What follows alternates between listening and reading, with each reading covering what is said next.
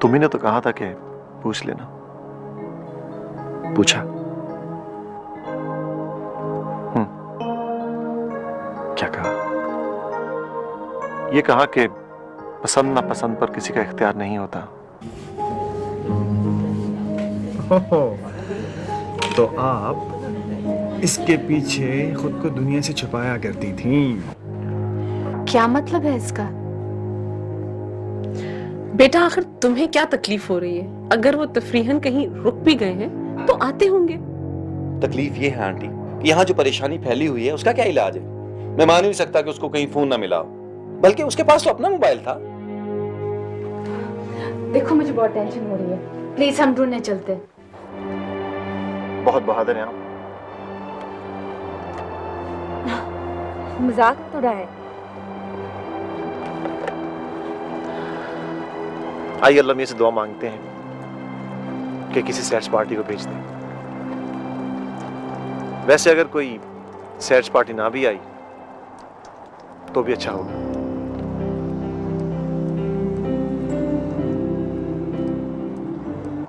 और मैं जो रोक रही हूं तुम्हें, क्या पता मुझे भी जरूरत हो तुम्हारी।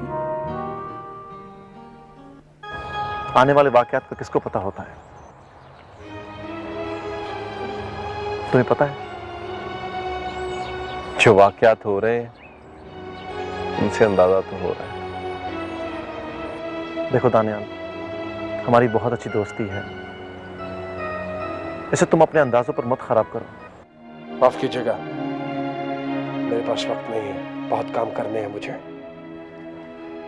देखो बेटा, हम कानून का सहारा भी ले सकते हैं। तो ठीक है, फिर हम कानून के जरिए ही मिलेंगे। और आपने ये कैसे सोच लिया कि आज आप मुझको यहाँ लाके राजी कर लेंगे? आलियान के बारे में क्या ख्याल है आपका? अगर कभी उन्होंने मुझसे ये सवाल पूछा तो मैं उन्हीं को जवाब दूंगी। उसने क्या मना करना है? इसलिए कि मेरे अपने दोस्त ने मेरी पीठ में छुरा घोंपा है। दोस्त बनकर धोखा दिया उसने मुझे। किसको जलील कह रहे हो दानियाल? तुम पागल तो नहीं हो गए हो? डॉक्टर आलियान को कह रहा हूं, दोस्त बनकर धोखा दिया उसने मुझे। घटिया है वो शख्स।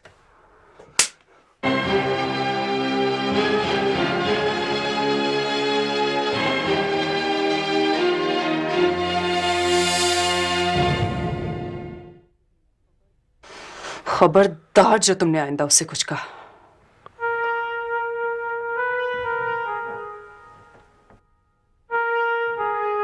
आपने उसके लिए मुझ पे हाथ उठाए। जिंदगी में पहली बार आपने उसके लिए मारा है मुझे। देखो बेटा, वो दोस्त है तुम्हारा, वो जलील नहीं हो सकता, घटिया नहीं हो सकता। वो ऐसा नहीं है बेटा। आपने उसके लिए मारा है।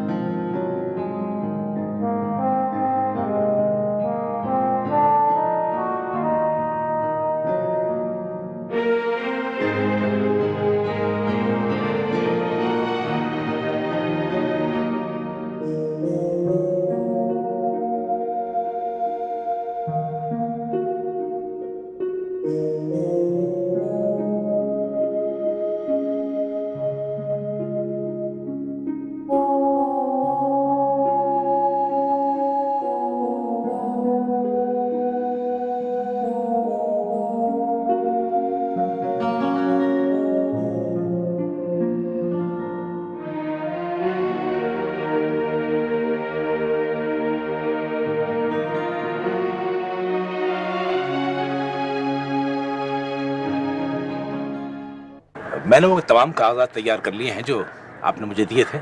आप चेक कर लीजिए प्लीज।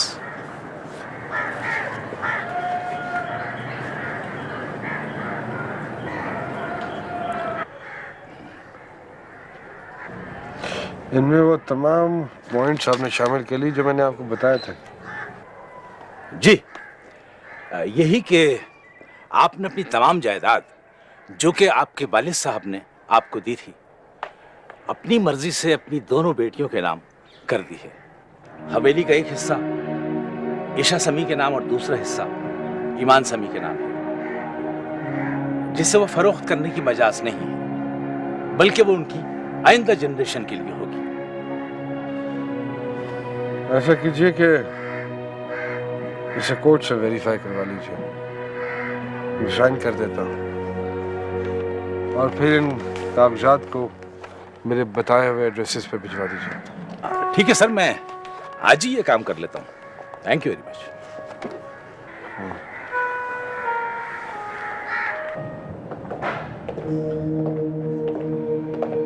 डैडी, आपने मुझे बुलाया था?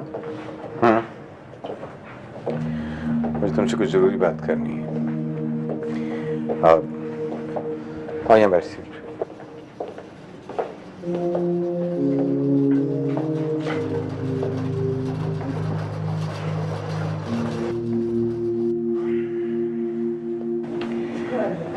देखो बेटा आलियान, मेरे साथ जो कुछ हो रहा है उससे मुझे आज और कल की कोई फिक्र नहीं है। I know exactly what is happening. I'm not stupid. I'm also a doctor. मैंने तुम्हारे नाम एक खत लिखा है जो उस बॉक्स में रखा है जिसमें मैं अपनी याददाश्तें जमा कर रहा हूँ। उस बॉक्स में वो तमाम बातें हैं जो मेरी जिंदगी में पेश आई हैं और जो मैंने लिख कर रखी हुई हैं। मेरे बाद जब मेरी मेमोरी बिल्कुल चली जाए तो वो बॉक्स निकाल कर वो खत पढ़ लेना और वो याददाश्तें भी पढ़ लेना। बॉक्स, खत? डैडी, ऐसा क्या लिखा है जो आप मुझे नहीं बता सकते? कुछ बातें ऐसी हैं जो मैं तुम्हें बता नहीं सकता। बात दरअसल ये आलियान बेटी कि इंसान बहुत खुद गर्ज होता है, बाज़ हालात में कमजोर होता है, उससे हिमाकतें भी सरजद होती हैं। मैं भी एक इंसान हूं, मैंने भी अपनी जिंदगी में कुछ हिमाकतें की हैं, एक से बढ़कर एक। उन हिमाकतों की वजह से बहुत से लोगों को मैंने दुख पहुंचाया है। मैं ये भूल गया अपनी खुदगर्जी की बिना पर कि मैं कितने लोगों को जख्मी कर रहा हूं। पर इस पूरे प्रोसेस में लोग तो जख्मी हुए से हुए, पर मैं खुद भी जख्मी हो गया। डैडी, प्लीज ऐसा मत कहें। तुम जब वो बॉक्स खोलोगे और मेरी याददाश्तें पढ़ोगे और वो खत पढ़ोगे तो तुम्हारी सब कुछ समझ में आ जाएगा। फिर एक चीज का ख्याल रखने से कि उन याददाश्तों में जिन जिन लोगों का जिक्र है उनसे मेरी तरफ से माफी जरूर मांग लेना।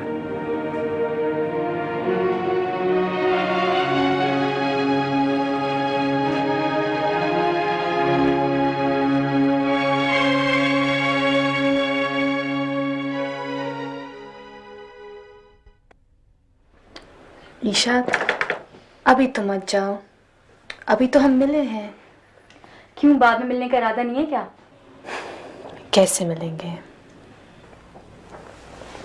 तुम मम्मी से मिलने नहीं आओगी? नहीं, उन्होंने मुझे बहुत तकलीफ दी है। मेरी जिंदगी कुछ नहीं रही उनकी वजह से,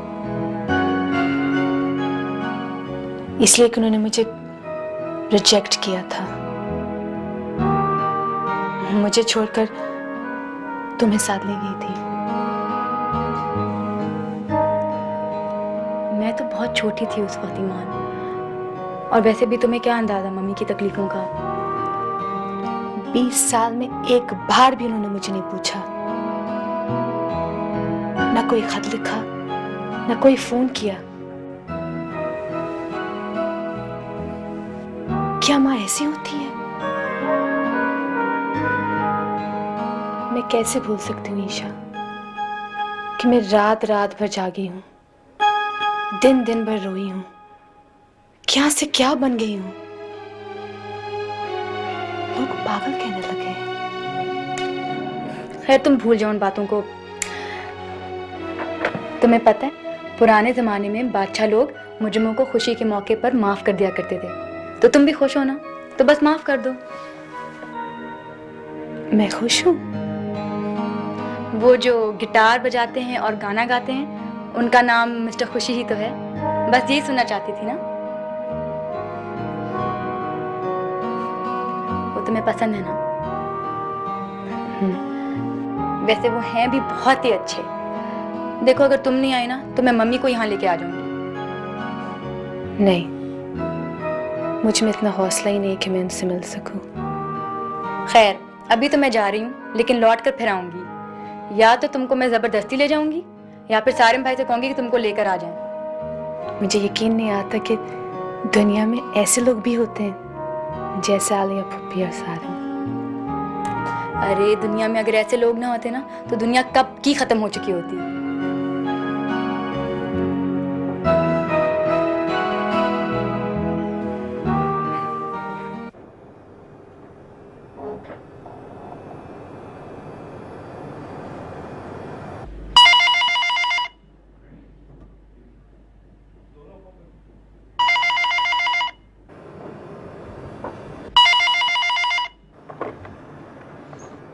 हेलो। सुनिए, आज घर जरा जल्दी आ जाइएगा, चाय हम साथ पियेंगे। हाँ, कोई खास बात है आज के? बात तो खास ही है, मगर आप भूल जाते हैं। आज क्या तारीख है? आज 20 मार्च है। आप 20 मार्च को भूल गए? सॉरी हमने, मैं वार्ड में था, ऑपरेशंस का प्रेशर बहुत है इसलिए भूल गया। I am so sorry. Please एहसान, आज के रोज हमारा बेटा पैदा हुआ था। 20 मार्च को मैं या आप कैसे भूल सकते हैं? मैं काम में भूल गया था। लेकिन मैं तो नहीं भूल सकती। जब तक मैं जिंदा हूं वो मेरे साथ साथ है, मेरा है वो। ठीक कहती हैं आप। वो जहां भी होगा, आज उसकी सालगिरह होगी। मैं तो हर साल मनाती हूँ, आप ही हैं जो भूल जाते हैं। हर साल याद दिलाना पड़ता है। ठीक है, मैं आ जाऊंगा। मैं इंतजार करूंगी। देखिए हम ना, मेरा ख्याल है कि अब आप उसे भूलने की कोशिश करें। हर साल आप उसके दुख को ताज़ा कर लेती हैं अपने लिए। जो होना था वो तो हो चुका ना। हमारा एक बेटा तो माशाल्लाह है ना। जी, उसके लिए मैं अल्लाह का शुक्र अदा करती हूँ, लेकिन क्या करूं, ममता मुझे इस बात को भूलने ही नहीं देती। मुझे तो लगता है मैं उसी लम्हे में जिंदा हूं जिस घड़ी उसे मुझसे छीना गया था। लेकिन आप इस बात को नहीं समझ सकते। आमना, मैं समझता हूँ, मैं भी बाप हूँ, प्यार तो मुझे भी है ना उससे। अच्छा, मैं अभी आलियान को भी फोन करती हूँ। जी, उसके बगैर तो कोई भी खुशी मुकम्मल नहीं है।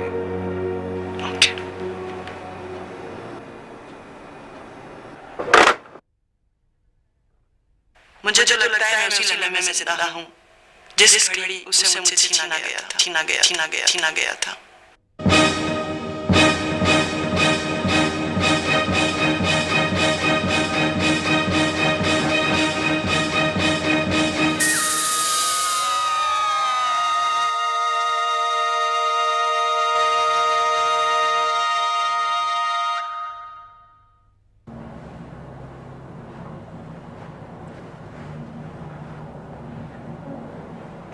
सारम, ईशा ईमान को अपने साथ ले जाना चाहती।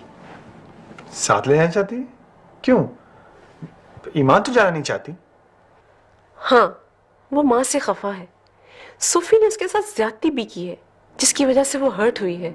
लाजिम बात है, खफा तो होगी, लेकिन ये सब खत्म हो जाना चाहिए।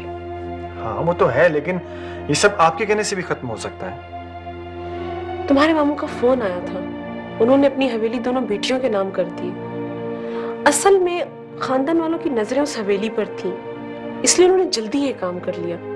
वैसे आपके भाई साहब को भी बड़ी देर से ये ख्याल आया, जब उन्होंने अपनी दोनों बेटियों का प्यार खो दिया। नहीं बेटा, खून के रिश्ते कभी खत्म नहीं होते। मैंने भाई से कहा है कि वो यहाँ आए, आके बच्चियों से मिले। वैसे भी बेटियां तो उनसे प्यार करती ही हैं, थोड़ा बहुत नाराज होंगी, फिर मान जाएंगी। हाँ चलें, अच्छा ही होगा। वैसे मैं चाहती हूँ कि मैं ईमान को उसकी माँ के पास लेकर जाऊँ। आप लेकर जाएंगी? क्यों? ईमान वैसे कभी भी नहीं मानेगी, मैं कहूँ तो शायद मान जाए। अच्छा, तो कितने दिन के लिए जाएंगी? अब देखो ना, 20 साल से बिछड़ी हुई है। अगर दिल साफ हो गया तो जब तक दिल चाहे रह ले। सोफी भी कौन सा खुशी की जिंदगी गुजार रही है। तो आप ईमान को छोड़कर वापस चली आएंगी? हाँ, यही इरादा है। आपने मुझे कहा था कि मैं उसे ठीक कर दूं। मैं उस पर काम कर रहा हूँ, उसे नॉर्मल करने की पूरी कोशिश कर रहा हूँ और बड़ी हद तक कामयाब भी हो चुका हूँ। अब अगर आकर वो हंसने बोलने लगी है तो आप उसे लेकर 2 महीने के लिए वहां चली जाएंगी? सारा काम तबाह हो जाएगा, वो वैसी की वैसी हो जाएगी। मेरा नहीं ख्याल कि वो वैसी हो। मैं उसे बिल्कुल ठीक देखना चाहता हूँ, बिल्कुल सही। आपने मुझे चैलेंज किया था ना, और मैंने भी आपका चैलेंज कबूल किया था। 2 महीनों में मैंने उसे बड़ी हद तक ठीक कर दिया है। अब अगर आकर कोई गड़बड़ हुई तो जिम्मेदारी आपकी होगी, बाद में मुझे मत कहिएगा।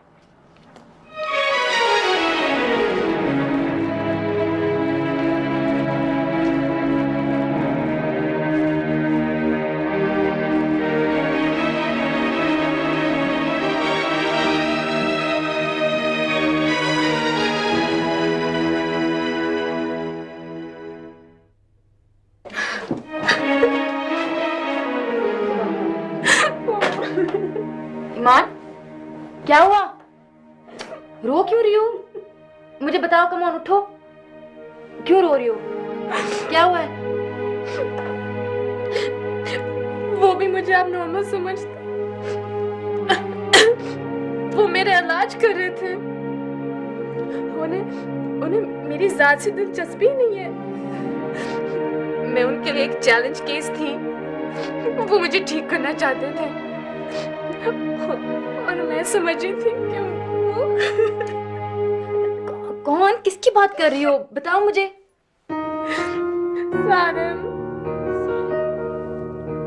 सारम ने बहुत बुरा किया ईशा। उन्हें ऐसा तो नहीं करना चाहिए था। इन्होंने तो मेरा सारा एतबार भी तोड़ दिया। अब दुनिया में कोई भी एतबार के काबिल नहीं रहा, कोई भी नहीं।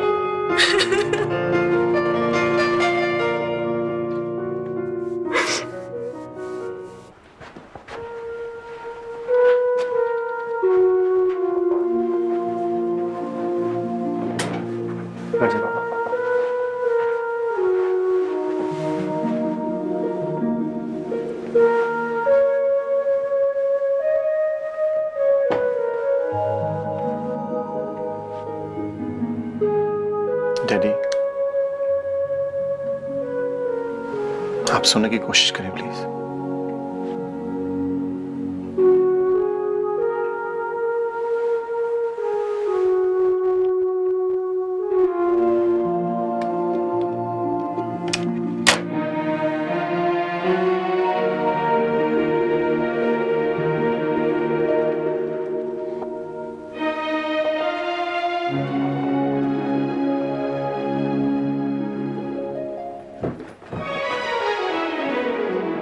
हेलो। शर्म आनी चाहिए आपको, बड़े आर्टिस्ट बनते। उस लड़की ने आपका क्या बिगाड़ा था? वो तो खुद टूटी हुई यहाँ आई थी और आपने उसे और डिस्टर्ब कर दिया। I'm sorry, मैं समझा नहीं तुम क्या कह रही हो। क्यों? आप उसको ठीक कर रहे थे ना? आप उसका इलाज कर रहे थे? वो समझ रही थी कि आप पागल है ना, वो आपकी हमदर्दी का कुछ और ही मतलब समझ रही थी। खुश रहने लगी थी वो, जिंदगी की उमंग पैदा हो गई थी उसमें। मोहब्बत इंसान को क्या से क्या बना देती है, ये मैंने ईमान को देख के महसूस किया था। लेकिन आज आपने उसको वहीं पहुंचा दिया जहां से वो आई थी। Would you please tell me what I have done? मैंने किया क्या है? क्यों? आपने ये सब कुछ नहीं कहा था कि ये सब आप उसके इलाज के लिए कर रहे थे, उसको ठीक करने के लिए कर रहे थे, उसको नॉर्मल बनाने के लिए कर रहे थे? हाँ, ऐसा कुछ कहा तो था मैंने मॉम से। वो सब उसने सुन लिया है। Oh my God. वो तो मैंने मॉम को इसलिए कहा था कि वो उसको लेकर 2-3 महीने के लिए जा रही थी यहाँ से। उसको रोकने के लिए बहाना बनाया था मैंने। झूठ बोल रहे हैं आप। मैं झूठ नहीं बोल रहा, सच कह रहा हूं। तुम्हें मेरी बात का यकीन नहीं आ रहा? मेरी तरफ देखो। I said, look at my face.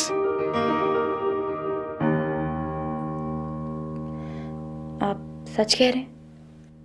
हाँ, मैं सच कह रहा हूं। जिस तरह का मैं इंसान हूं, तुम क्या समझती हो मेरे में इतनी पेशेंस है? देखो ईशा, तुम्हारी बहन बहुत अच्छी है। मैंने हमेशा ऐसी लड़की के ख्वाब देखे हैं। You don't know, लेकिन जब वो मेरे सामने आई तो मैं हैरान रह गया। मैंने उससे दोस्ती की खुद। वो मेरे लिए बनी है। मैं खुद मामू से बात करूंगा उसके लिए। तुम देखना तो सही। अच्छा, ये सब कुछ आप उसको जाके समझाइए। वो रो रो के बेहाल हो रही है। सिली गर्ल, तुम फिक्र मत करो, मैं उसे समझा दूंगा, ठीक है?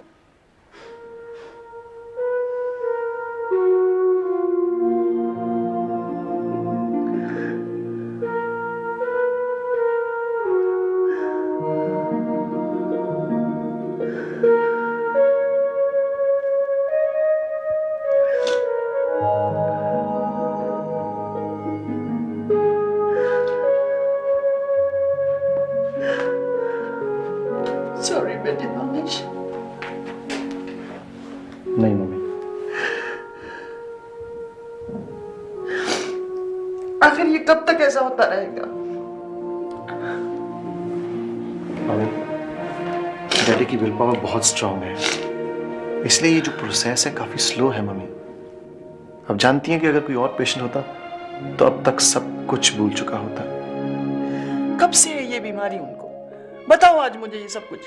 मेरा ख्याल है कि जब से शायद दानिश खोया है मम्मी।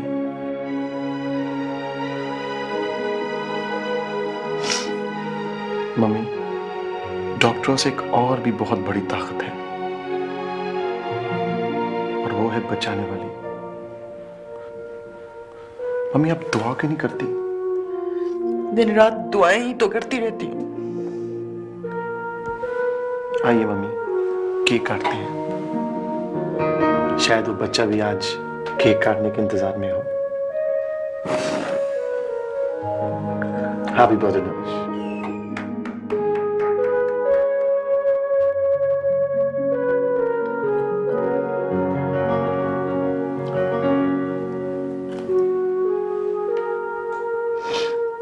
बेटा, तुम जहां भी रहो खुश रहो।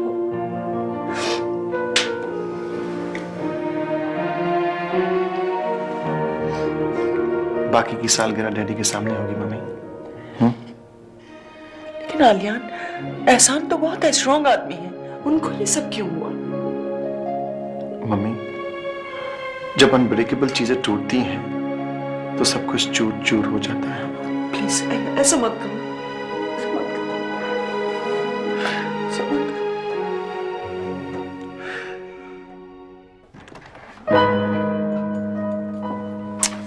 देखिए, अब तक रो रही है। मुझे पता नहीं था कि मेरी बात का इतना असर लेगी, वरना मैं इतनी बेवकूफी की बातें कभी ना करता। ईमान, आई एम सॉरी, तुम मेरी बातों का बिल्कुल गलत मतलब समझे हो। I didn't mean to. Isha, उठाओ, ये बहुत नाराज लगती है। ईमान, कम ऑन वेक अप। ईमान, देखो बात ऐसी नहीं है जो तुम समझ रही हो। सुनो, हम ये बताने आए तुम्हें। ईमान, ईमान, ईमान।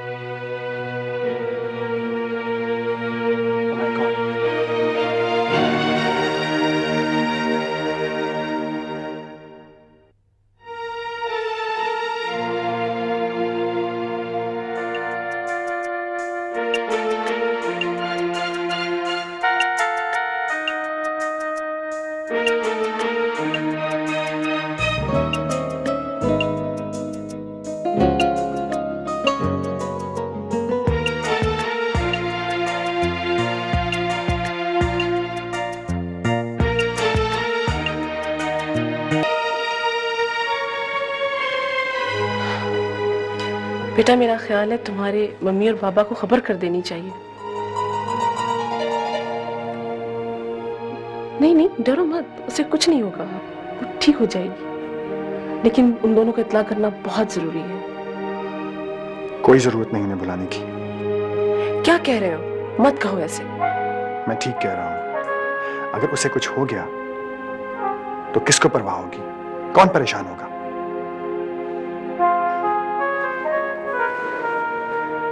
लेकिन आई थिंक इट्स परफेक्ट। सही है। मेरे ख्याल यही बेहतर रहेगा कि उन्हें यहाँ बुलाया जाए। बुलाइए उन्हें यहाँ पर, ताकि वो आकर देखें कि एक इंसान का उन्होंने क्या हाशिर किया है। उन्हें बुलाएं यहाँ ताकि मैं उनसे पूछूं कि उन्हें क्या हक था उसे दुनिया में लाकर यूं तनहा छोड़ देने का। बुलाएं उन्हें ताकि वो भी ये तमाशा देखें।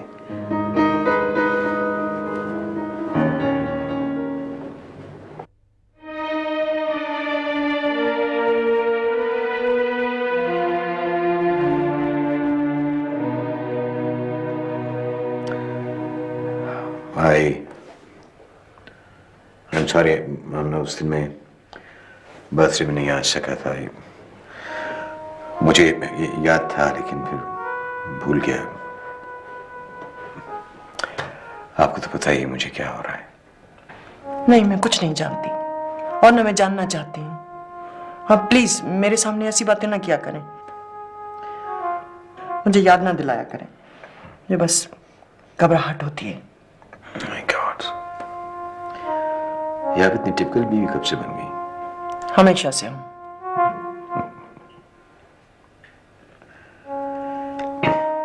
एक बात कहूं? कहिए। देखिए अमना, अगर आपको कभी मेरी किसी खामी का, किसी बुराई का, किसी कमजोरी का पता चले तो प्लीज ये समझने की कोशिश कीजिएगा कि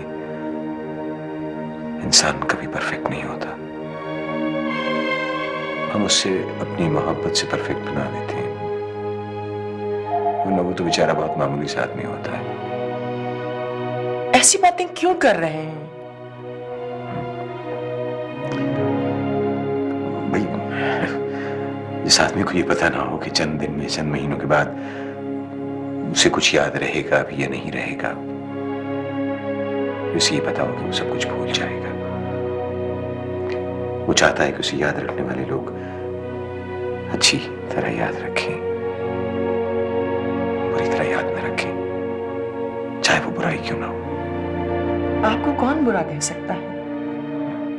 मुझे तो कभी भी आप में कोई खराबी नजर नहीं आई।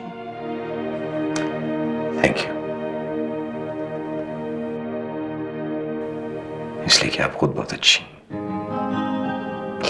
लेकिन देखिए ना, लोग बदल भी तो सकते हैं। अगर वो बदल जाएं तो उन्हें बेनिफिट ऑफ डाउट दे देना चाहिए। रियली? रियली। और जब किसी की कोई बुराई सामने आ जाए तो ये जरूर सोच लेना चाहिए कि कोई ना कोई मजबूरी होगी। अरे आप तो वाकई सीरियस हो गए।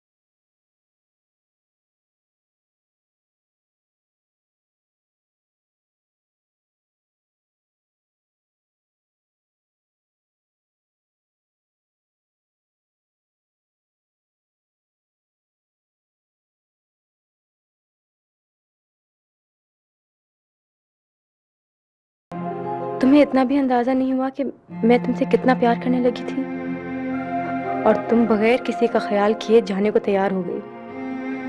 अगर तुम चली गई ना, जो तुम थी वो मैं बन जाऊंगी। ना मैं किसी से प्यार कर सकूंगी और ना किसी का एतबार।